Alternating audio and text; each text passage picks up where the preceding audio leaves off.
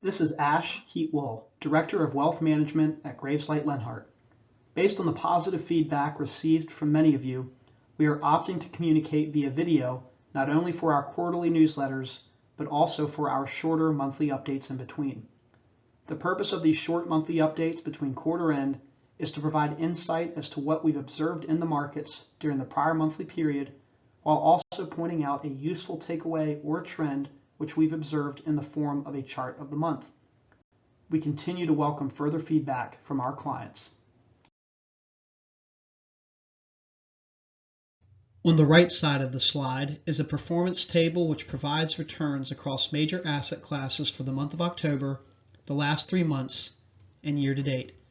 You'll see that for the month of October, equity returns continued their recent negative trend as a combination of higher interest rates, uncertainty related to Fed policy, as well as turmoil in the Middle East all weighed on sentiment. The market malaise persisted during the month despite strong economic output in the U.S., which produced various economic releases that were ahead of expectations.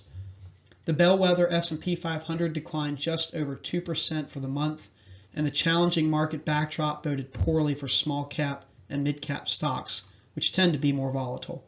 Outside of utilities, there was no place to hide in stocks. The broad bond market, as measured by the Bloomberg Aggregate Bond Index, also experienced a soft month of performance as a continued rise in interest rates drove a monthly decline of nearly 1.3%. While interest rates have moved higher across the Treasury yield curve, we have recently observed the Treasury curve becoming less inverted as the difference between short-dated and long-dated Treasury yields starts to steepen or become less negative, as is the case today. While historical signals from a steepening of the yield curve have been mixed, especially for stocks, they have provided a more attractive entry point for bonds across various fixed income markets, as indicated by the various yield levels on the right middle section of the table. This is our chart of the month, with the data compiled by Richard Bernstein Advisors and representing year-to-date market performance through October 20th. The picture illustrates that a short list of 7 stocks, commonly known as the Magnificent Seven, has utterly dominated 2023 market performance in what has become the narrowest market rally in decades. Through October 20th, these 7 names have cumulatively returned over 81%, collectively driving positive returns for the S&P 500 to date, as these few publicly traded companies now represent nearly 30% of the entire S&P 500, which is highly concentrated by historical standards.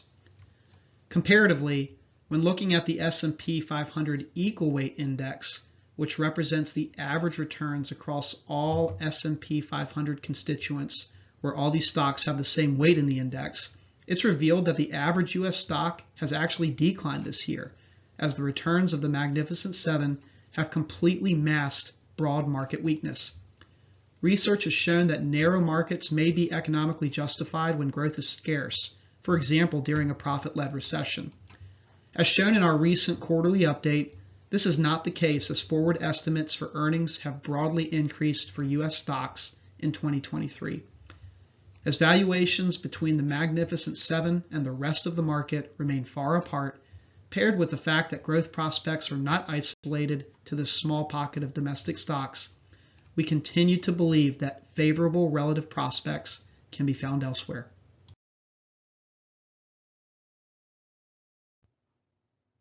Thank you for your time and interest. As always, please let us know if you wish to discuss these items or any other issues related to your financial planning needs. We are here to help.